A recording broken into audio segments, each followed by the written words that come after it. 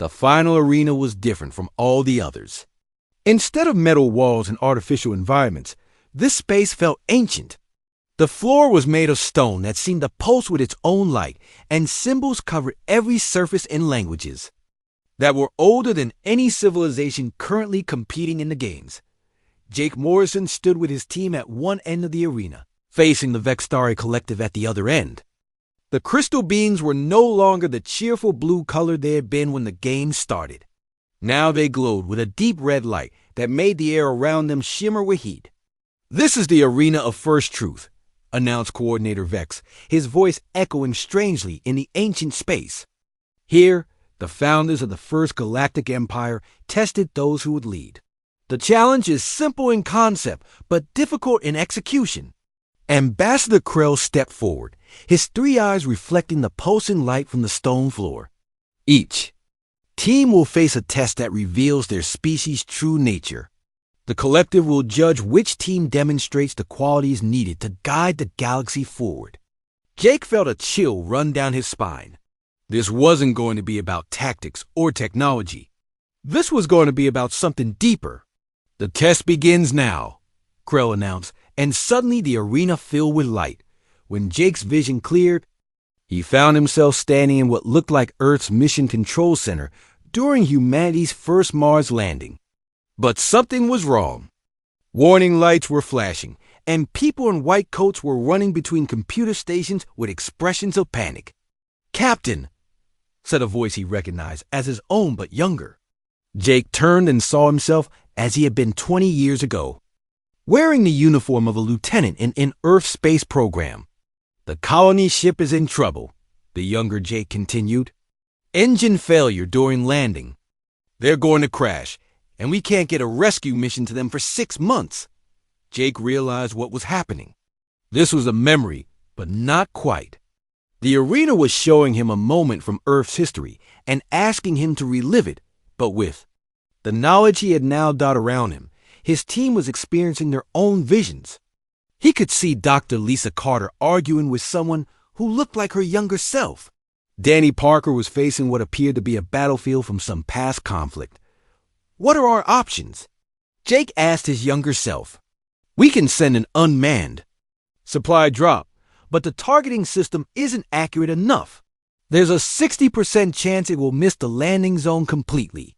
Or we can wait and send a proper rescue mission that will definitely reach them, but not for 6 months. Jake remembered this day. In the original timeline, they had waited for the proper rescue mission. All 43 colonists had died when their life support systems failed after 4 months. There's a third option, Jake said. What if we modify the supply drop? Instead of trying to land it precisely, what if we design it to work even if it's off target? His younger self looked confused. How would that work? Split the supplies into multiple smaller drops. Spread them over a wider area. Include beacons so the colonists can find them. It's not perfect, but it gives them a chance. The scene around Jake shifted, showing the results of his decision. The multiple supply drops worked. Some missed, but enough reached the colonists to keep them alive until the rescue mission arrived. All 43 people survived as the vision. Fated, Jake found himself back in the arena of First Truth. His team was gathering around him, each one looking shaken by whatever they had experienced. What did you see? Lisa asked. A choice I made 20 years ago, Jake replied, but with a different outcome.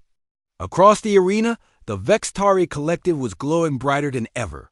Their crystal bodies were shifting through colors Jake had never seen before, and the air around them was filled with harmonic sounds that made his teeth ache. The humans have completed their tests, Coordinator Vex announced.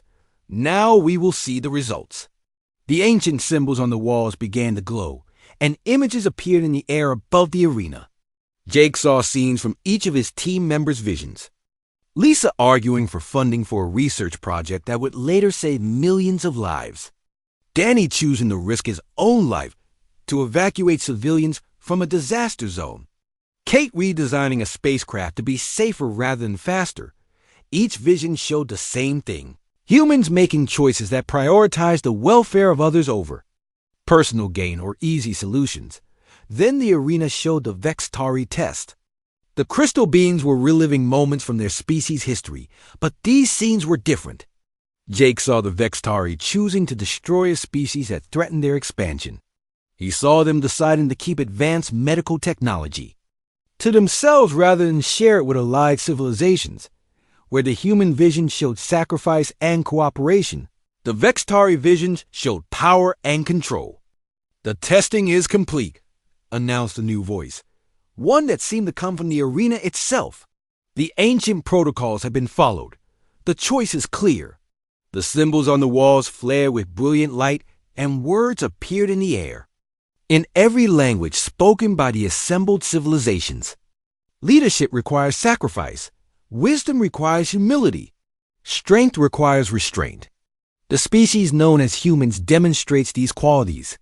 The Vextari collective demonstrates power without purpose. The arena fell silent.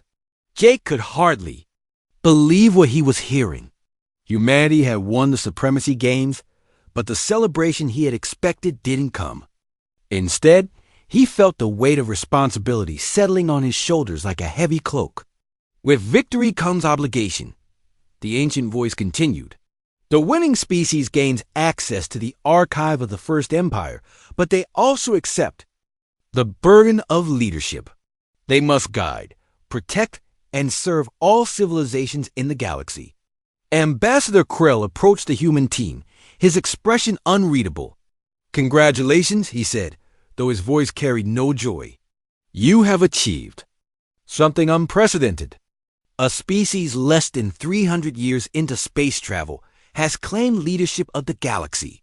General Thax was there too, having removed his helmet entirely. "Your victory was earned through honor," the Kethmoran said. "My people will support your leadership." Over the following hours, Jake learned what humanity had truly won. The archive contained technology that could transform human civilization overnight, faster than light travel that made their current ships look like canoes, energy systems that could power entire star systems, medical advances that could extend human life for centuries. But with that technology came responsibility for over 10,000 civilizations spread across the galaxy. Species that had been rivals for millennia would now look to humanity for guidance. Ancient conflicts would require human mediation. Decisions that could affect trillions of lives would rest in human hands. As the human team prepared to return to Earth with news of their victory, Jake stood once more at the observation window of their ship. The alien station was falling behind them, but ahead lay challenges that made the games look simple. "Do you think we're ready for this?" Lisa asked, joining him at the window. Jake thought about the visions in the arena of First Truth, about the choices his species had made throughout their history. Humans had never been the strongest or the smartest, but they had always found ways to help each other survive and grow. "I don't know if we're ready," he said finally, "but I know we'll try to do what's right. And maybe that's enough." The stars ahead seemed brighter now, full of possibilities and responsibilities. Humanity had won everything they had dreamed of. But Jake was beginning to understand what the ancient arena had tried to teach them. The winner really did take it all, including the weight of using that victory wisely. 3 days had passed since first contact, and the Harmony buzzed with activity. Maya spent hours each day in the science lab, playing her violin while Jake and Emma worked to decode the alien responses. The patterns on the screen had become more complex and beautiful, like watching a conversation between colors and mathematics. Captain Lisa Wang stood behind Maya as she played a gentle melody about morning sunlight on Earth. The alien response came quickly, a cascade of golden patterns that seemed to pulse with warmth. Maya smiled and played something darker, a piece about storms and rain. The alien patterns shifted to deep blues and purples, moving in sharp, jagged lines. "They understand emotions," Maya said, lowering her violin. "Not just the mathematical structure of the music, but the feelings behind it." Jake looked up from his computer screen, his eyes wide with excitement. "Maya, I think you need to see this." I've been analyzing 3 days of their responses, and I found something amazing. He pulled up a complex chart showing wave patterns and mathematical equations. Every time you play something sad, their response contains specific mathematical relationships. Same with happy music or angry music or peaceful music. They're not just copying your melodies. They're translating your emotions into pure mathematics. Emma joined them at the screen. I've been working on the same thing from the language side.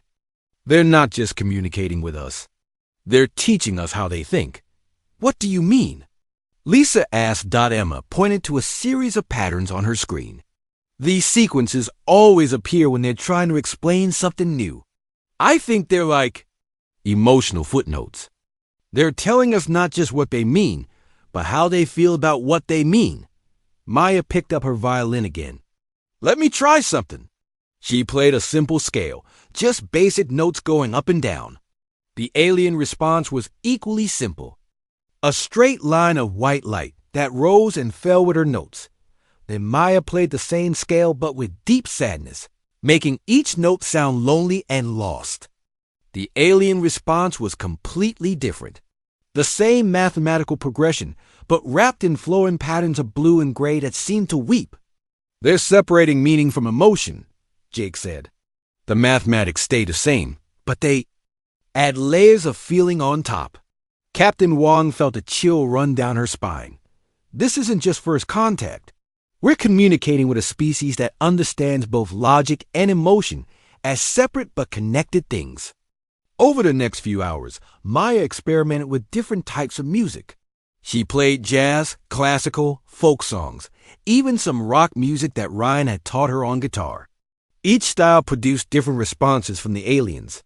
Jazz made them create wild, improvised patterns that seemed to dance across the screen.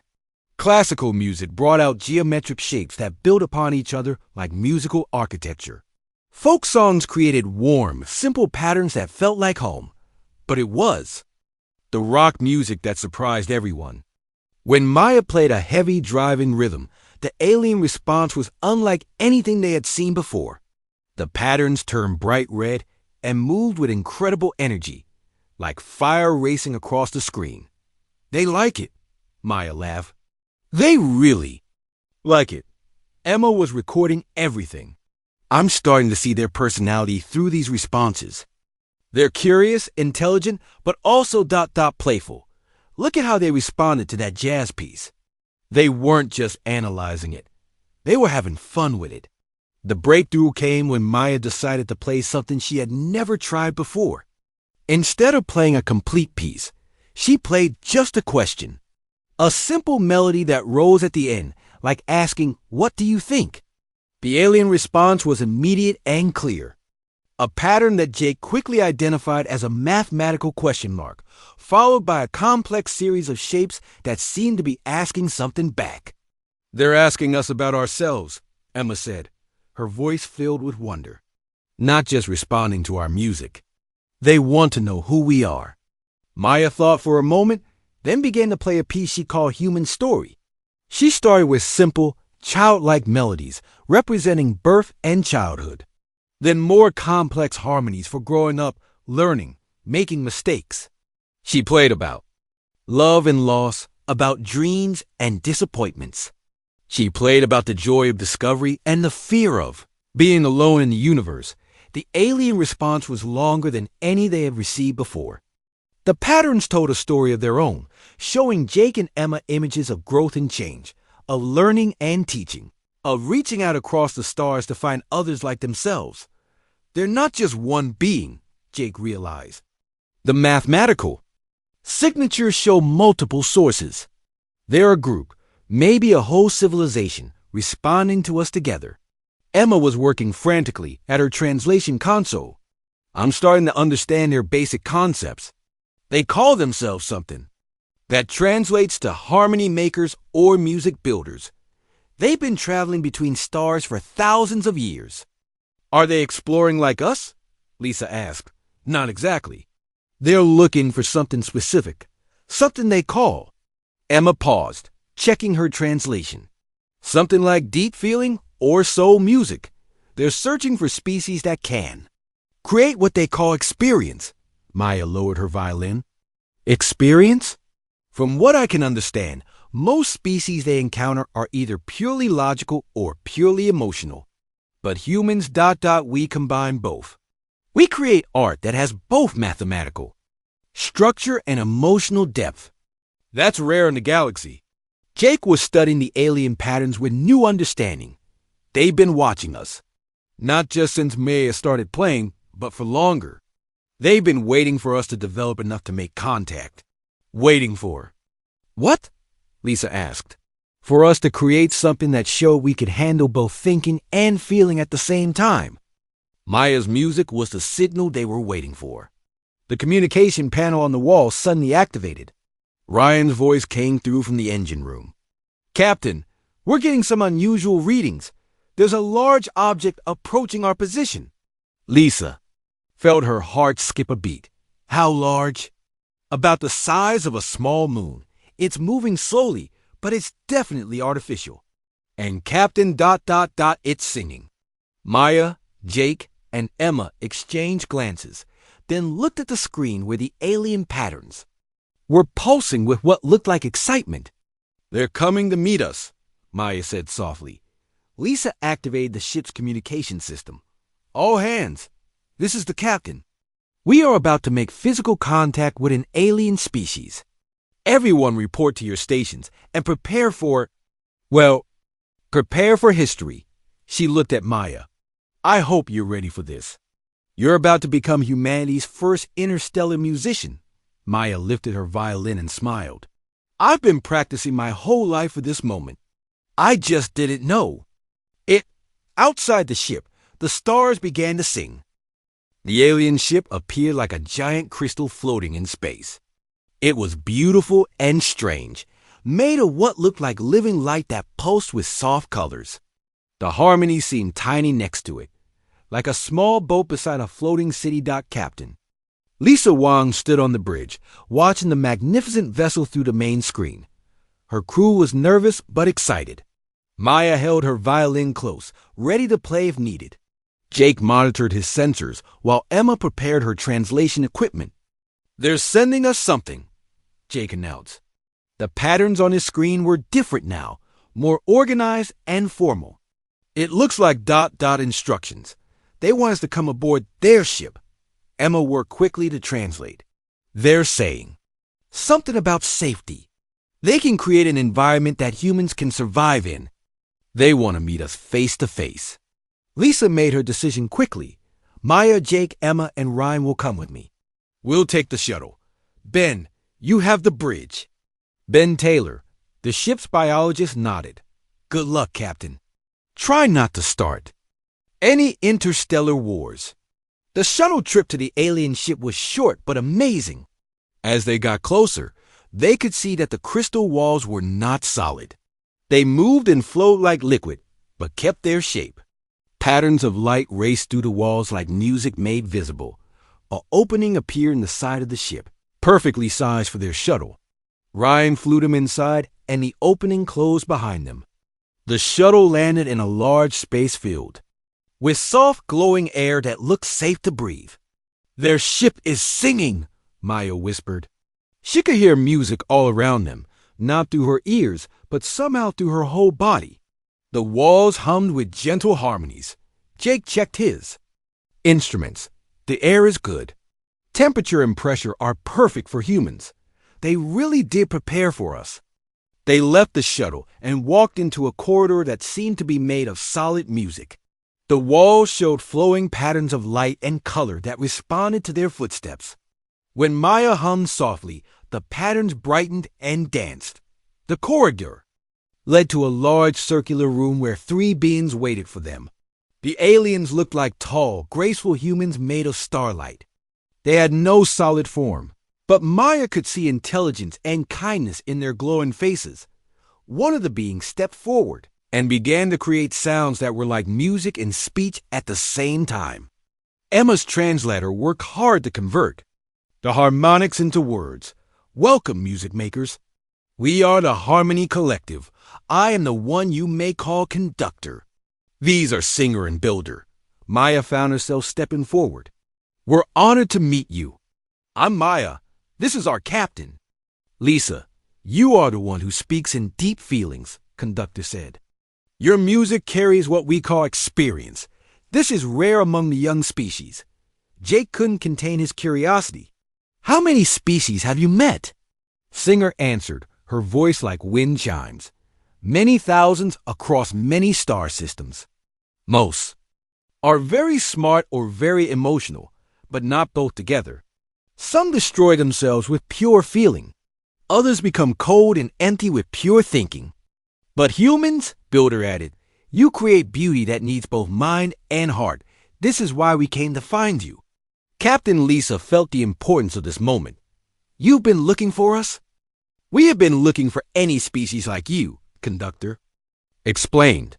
The galaxy needs teachers who can show others how to balance thinking and feeling. Will you help us? Help you with what? Lisa asked. The room around them changed. The walls became windows showing star systems and planets. One system showed a dying red star that was growing larger and brighter. There's a species called the Forgotten, Singer said sadly. Long ago, they were like you. They made beautiful things and felt deep emotions, but they were hurt badly by war and loss. To stop the pain, they removed all feeling from themselves. The windows showed a gray planet orbiting the dying star. Cities covered its surface, but they were perfectly geometric and lifeless. No gardens, no art, no beauty anywhere. Now their star is dying, Builder continued. Soon it will expand and destroy their world. We have tried to help them move to a new planet, but they refuse to leave. Why won't they go? Emma asked. They fear change, Conductor explained. They have made their world perfect and orderly. No chaos, no uncertainty, no pain, but also no growth, no joy, no life. They would rather die than risk feeling again. Maya felt tears in her eyes. That's horrible. Many species have tried to help them, Singer said. We have sent our best diplomats, our wisest teachers, our most logical negotiators. All have failed. The Forgotten will not listen to pure logic or pure emotion. Lisa was beginning to understand. But you think humans might succeed? You speak both languages, Builder said. Logic and feeling together. If anyone can reach them, it will be those who understand that both thinking and feeling are needed for a complete life. The room changed again, showing star charts and navigation. Data. We can take you to their world, Conductor offered. But you must decide quickly. Their star will become dangerous very soon. Lisa looked at her crew. Jake was studying the star charts with fascination. Emma was already working on translation protocols for a species that might not want to communicate. Ryan was checking technical data about the dying star system. And Maya was holding her violin, looking determined. What exactly would we need? To do? Lisa asked. Convince them to accept help, Singer said simply. Show them that feeling and thinking together make life worth living, even with pain and uncertainty. And if we fail? Then an entire species dies with their star, Conductor said sadly. And the galaxy loses another chance to learn the balance you humans have found. Maya spoke up. How long do we have? Builder showed them calculations on the wall. Your time measurement. Perhaps 6 of your days before the star becomes too dangerous to approach. Lisa felt the weight of millions of lives resting on her decision. She thought about Earth, about humanity's own struggles with war and peace, logic, and emotion. Maybe they could help these forgotten people remember what they had lost. We'll try, she said finally. We can't promise we'll succeed, but we have to try. The 3 aliens glowed brighter with what looked like hope. Then we began immediately. Conductor said, We will travel together to the Forgotten World. Your ship can dock with ours for the journey. As they prepared to leave, Singer approached Maya. Music maker, you will be the key to reaching them. Your ability to combine thinking and feeling in your art. This may be their only hope to remember who they once were. Maya nodded, feeling the responsibility but also the excitement. I'll do whatever I can. The room filled with harmonious music as the Harmony Collective prepared for the journey to save a species that had forgotten how to feel. The journey to the Forgotten World took 2 days. The Harmony traveled with the crystal ship of the Harmony Collective, moving through space faster than Maya thought possible. Through the windows, she watched the dying red star grow larger and more threatening. Jake spent the time studying everything the Harmony Collective knew about the Forgotten. Emma worked on understanding their language, which was purely mathematical with no emotional words at all. Ryan prepared equipment for the evacuation that might never happen. Their language has no words for feelings, Emma told the team during the briefing. No words for happy, sad, beautiful, or ugly. Everything is described in numbers and logical relationships. How do they communicate about anything personal? Maya asked. They don't, Emma replied. Personal feelings don't exist in their society. Anymore, everyone has a number instead of a name. They make decisions based only on efficiency and logic. Ben Taylor, who had joined them for this mission, studied the biological data. They've actually changed themselves physically. The parts of their brain that process emotions have been surgically removed or chemically blocked. Maya felt sick. Thinking about it, they cut out the parts that make them feel. It started as a medical treatment for trauma, Ben explained. After their Great War, many survivors suffered from terrible emotional pain. The treatment was supposed to be temporary, but eventually everyone chose to make it permanent. Captain Lisa looked at the approaching planet on the main screen. It was gray and perfectly ordered, with cities built in exact geometric patterns. No curves, no natural shapes, no irregularities anywhere. Their star is getting more unstable, Jake reported. We have maybe 4 days before it becomes too dangerous to stay in this system. The Harmony Collective ship created a protective bubble around both vessels as they entered the planet's atmosphere. The Forgotten had agreed to meet with them, but only because the Harmony Collective had presented the visit as a logical exchange of information. They landed in the center of the largest city. Maya looked out at the perfectly straight streets and identical gray buildings. There were no signs, no decorations, no color anywhere. Even the few forgotten people they could see walked in straight lines and wore identical gray clothing. It's like a world without souls, Maya whispered. 3 forgotten beings came to meet them at the landing site. They looked human, but their faces showed no expression at all. Their eyes were empty of curiosity or fear or any feeling. The leader, who identified himself only as Administrator 7, spoke in a flat, emotionless voice. You have requested to study our evacuation procedures. This is illogical. Our procedures are already optimal. Captain Lisa stepped forward. We're here to help. Your star is dying. You need to leave this planet. Incorrect, Administrator 7 replied. Our calculations show acceptable risk levels for continued habitation. Evacuation will create chaos and inefficiency. Emma tried her translation equipment, but there was almost nothing to translate. The Forgotten spoke in pure mathematical concepts with no emotional context. Jake showed them his star charts and calculations proving the danger. The Forgotten examined his data with interest, but no concern. Your calculations are accurate, Administrator 7 admitted. However, the probability of survival during evacuation is only 73.6%. Current survival probability is 68.1%. The difference is not significant enough to justify the disruption. Maya couldn't believe what she was hearing. You're talking about the end of your entire species. Species termination is a normal part of galactic evolution, Administrator 7 said calmly. Emotional attachment to continued existence is illogical. Ben asked to study their city archives, hoping to find some clue about their past. The Forgotten agreed because they saw no logical reason to refuse. The archives were huge and perfectly organized, but most of the historical records from before their Great War have been deleted as emotionally contaminating. However, In the deepest parts of the archive, Ben found fragments that had been overlooked. Ancient art, music recordings, poetry, and stories from when the forgotten still had feelings. He called the team to see what he had discovered.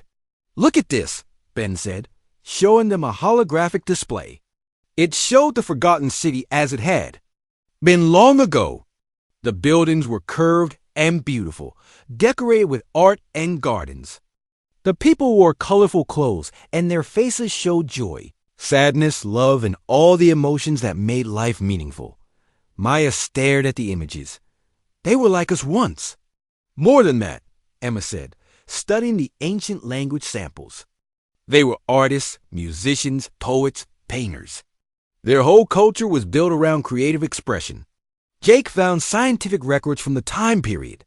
They were incredibly advanced, but they used their technology to enhance beauty and creativity, not just efficiency. "What happened to them?" Maya asked. Ben pulled up more records. A terrible war between different artistic movements. It started as disagreements about what made art beautiful, but it grew into violence and destruction. Millions died.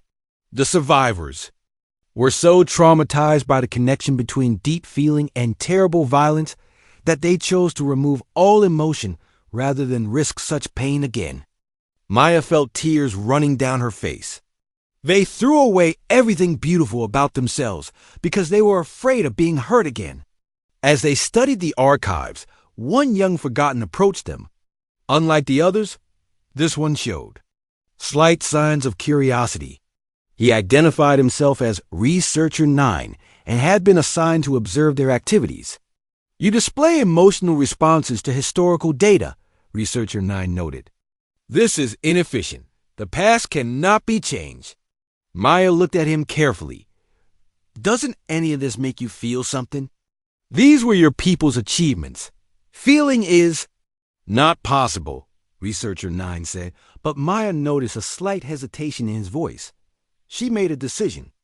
Taking out her violin, she began to play one of the ancient melodies they had found in the archives. It was a simple song, probably something children had once sung while playing. Most of the forgotten who heard it showed no reaction at all. But Researcher 9 stopped walking and stood very still. His empty eyes seemed to focus on something far away. "What is that?" he asked quietly. "Music," Maya said. "Something your people created long ago. I recognize the mathematical patterns, but there is something else. Something that does not compute properly." Emma realized what was happening. "He's having an emotional response. The music is triggering something the surgery couldn't completely remove." Maya kept playing, adding her own feeling to the ancient melody. Researcher 9 began to shake slightly, as if fighting against something inside himself. "Stop," he said. But his voice was no longer flat and emotionless. "This is disturbing. I do not understand what is happening to me." "You're remembering how to feel," Maya said gently. "It's okay to be scared. For the first time in generations, a forgotten being experienced fear, confusion, and the beginning of hope." Researcher 9 sat in the archive room, staring at his hands as they shook. Maya had stopped playing, but something inside him was still moving, still changing. For the first time in his life, he was experiencing confusion, and it terrified him. "I do not understand," he said to Maya. "My neural pathways are functioning incorrectly. The music created patterns in my mind that should not exist." Maya sat down beside him, her violin resting gently in her lap. "What you're feeling isn't wrong. It's part of being alive. But feelings caused a great destruction. Emotions led to war and death. We removed them to create peace." Ben looked up from the historical records he was studying. "But you also removed joy, love, creativity, and hope. You kept the logic but threw away the things that make life worth living."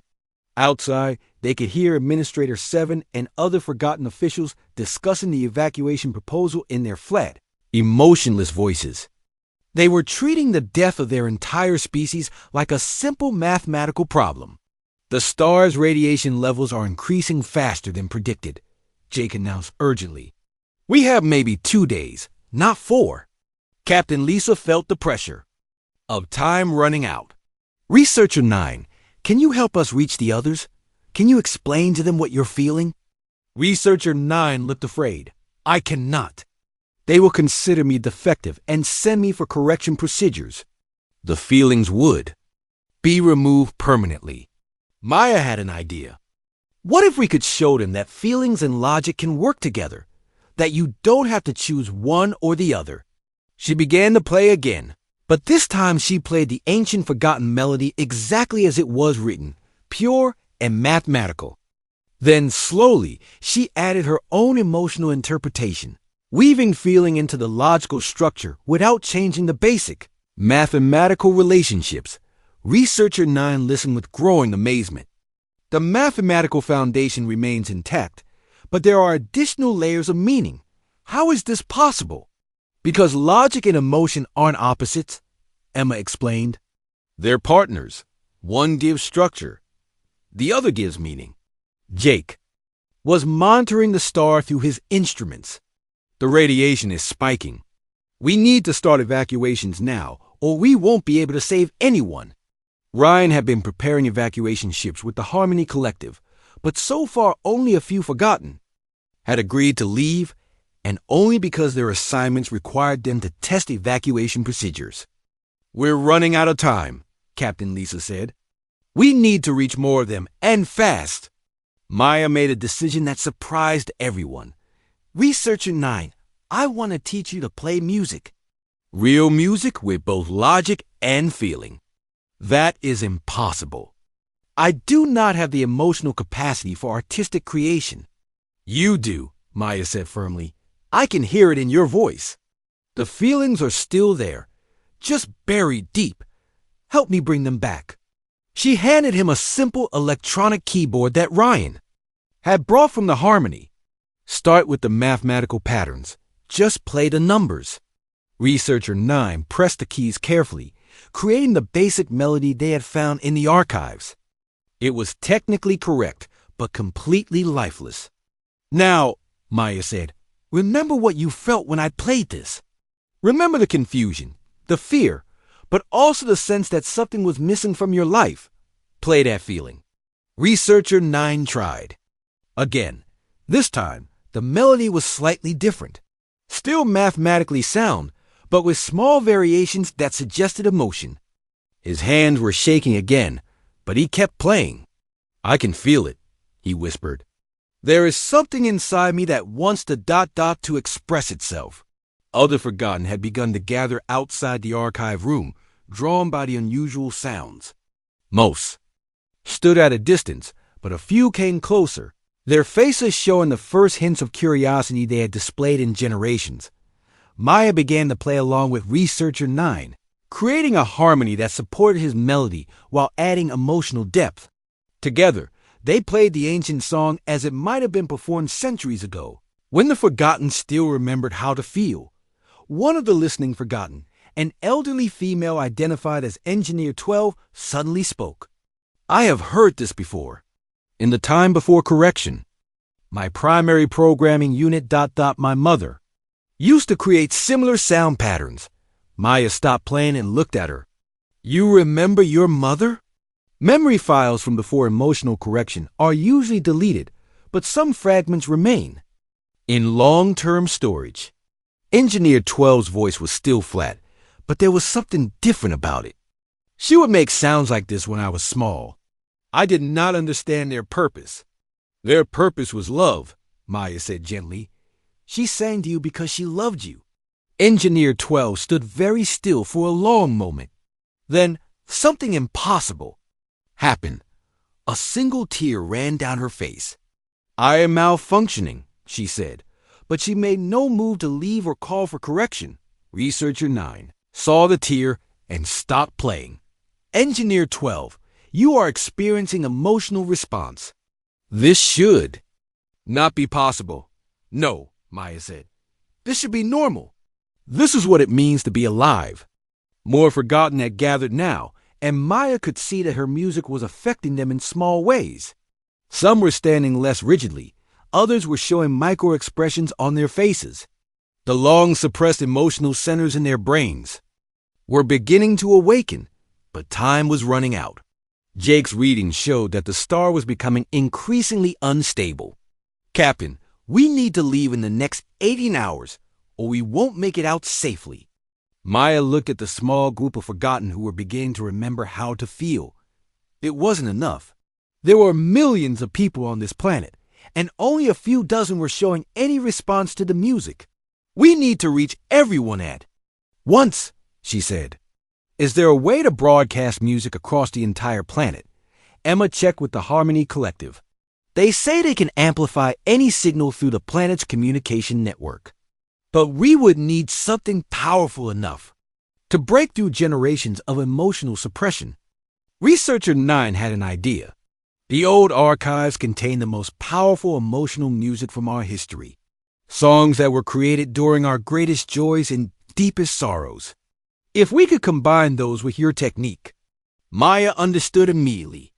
We create a symphony, ancient forgotten melodies played with human emotion, broadcast to everyone at once. "But I cannot play with sufficient emotional range," Researcher 9 said. "My feelings are too new, too weak." "Then we'll teach you," Maya said. "And Engineer 12, and anyone else who's willing to remember. We'll create a choir of the forgotten, singing their own songs with their own rediscovered feelings." Ryan was checking the evacuation ships. "The Harmony Collective says they can have enough ships ready to evacuate the entire planet, but only if people want to be saved." Captain Lisa made the final decision. "We tried Maya's plan. We have one chance to wake up an entire species before their star kills them all." As Maya began teaching the awakening forgotten how to feel through music, the dying star pulsed ominously in the sky above them. The dying star flared brighter in the sky as Maya and the small group of awakening forgotten prepared for their final attempt. They had gathered in the planet's main communication center, where the Harmony Collective had connected their broadcasting equipment to reach every corner of the world. Researcher 9 sat at the electronic keyboard, his hands still shaking but more confident now. Engineer 12 stood beside him with a simple wind instrument they had found in the archives. 3 other Forgotten had joined them, each holding ancient musical instruments that had been stored away for centuries. "The star is becoming very unstable," Jake warned from his monitoring station. "We have maybe 6 hours before the radiation becomes deadly." Maya looked at her small choir of reawakening people. In just 2 days, they had learned to feel again, but their emotions were still fragile and new. "Are you ready?" she asked them. "I am afraid," Researcher 9 admitted, "but also hopeful. These are strange feelings, but I do not want to lose them." "Then let's make sure your people don't lose the chance to feel them too." Captain Lisa activated the planetary communication system.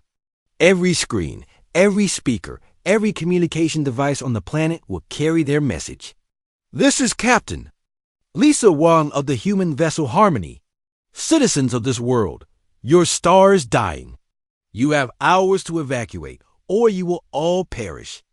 But before you make your decision, listen to something your ancestors created. Listen to who you used to be." Maya raised her violin and began to play. She started with the ancient melody they had found, playing it exactly as the old recordings indicated. Pure mathematics, logical and perfect, but empty of life. Then Researcher 9 joined in with the keyboard, adding harmonies that his people would recognize as familiar and safe. The other awakening forgotten added their instruments one by one, creating a symphony that was mathematically perfect. Across the planet, millions of forgotten stopped their daily routines to listen. The music was logical and orderly, so they saw no reason to ignore it. But as they listened, Maya began to add something new. Slowly, carefully, she began to weave emotion into the mathematical structure. She played the loneliness of wandering between empty stars. She played the joy of discovering something beautiful. She played the fear of death and the hope of life continuing.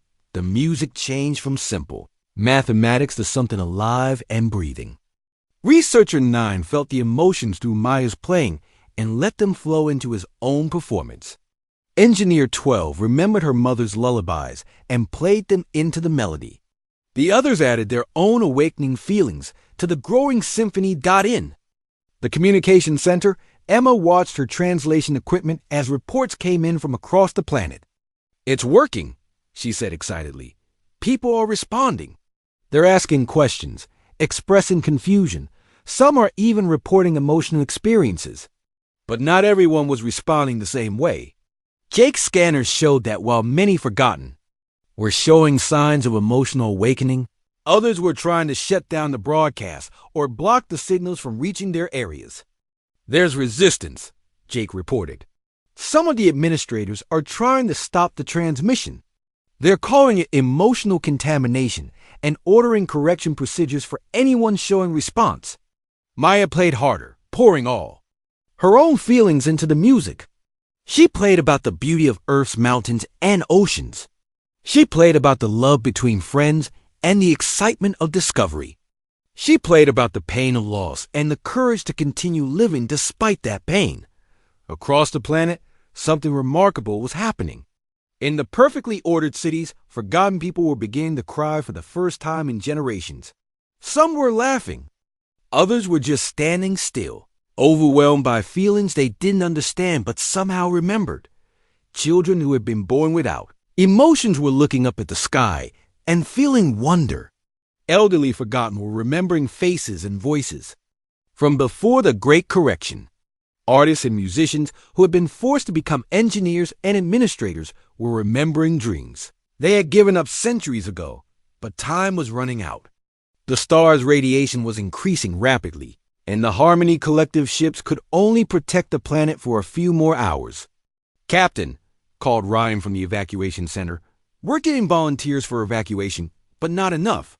"Maybe 30,000 out of millions." Lisa felt her heart sink.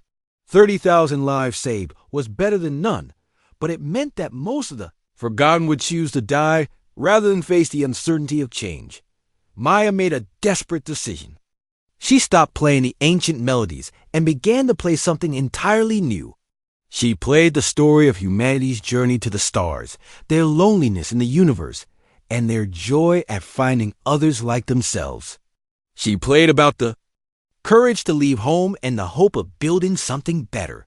Researcher 9 understood what she was doing and began to improvise his own music. Not ancient forgotten melodies, but new songs about choosing life over safety, about embracing both joy and sorrow, about the adventure of an uncertain future. The other awakening forgotten joined in, creating music that had never existed before.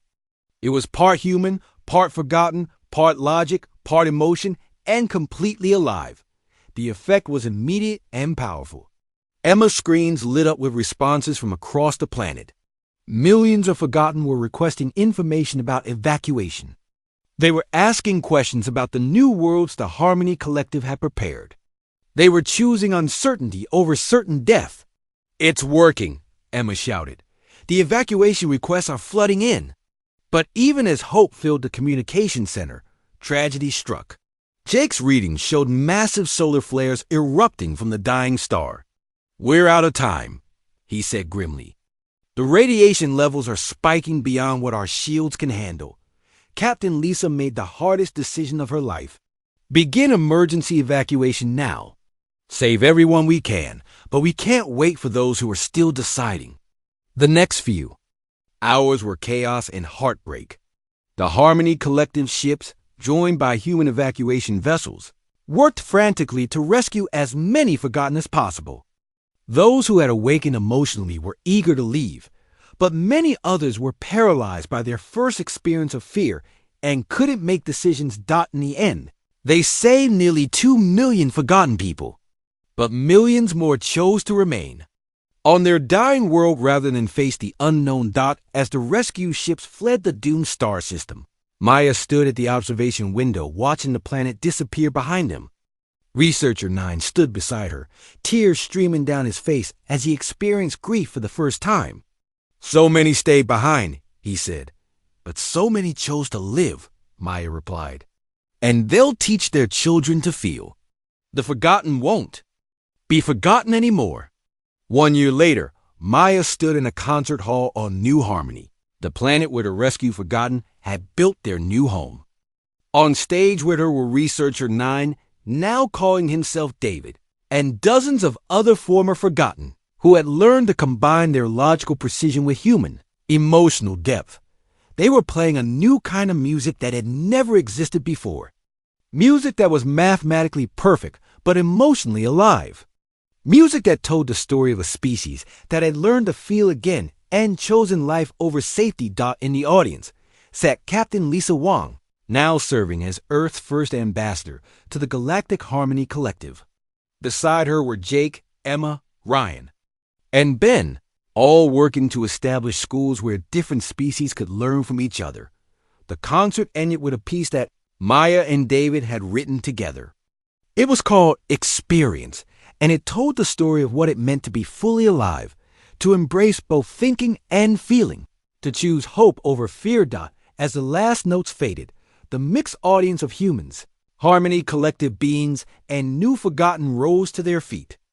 In a universe that had seemed cold and empty, they had found something precious, the knowledge that intelligence without emotion was incomplete, and that the courage to feel deeply was what made life worth living.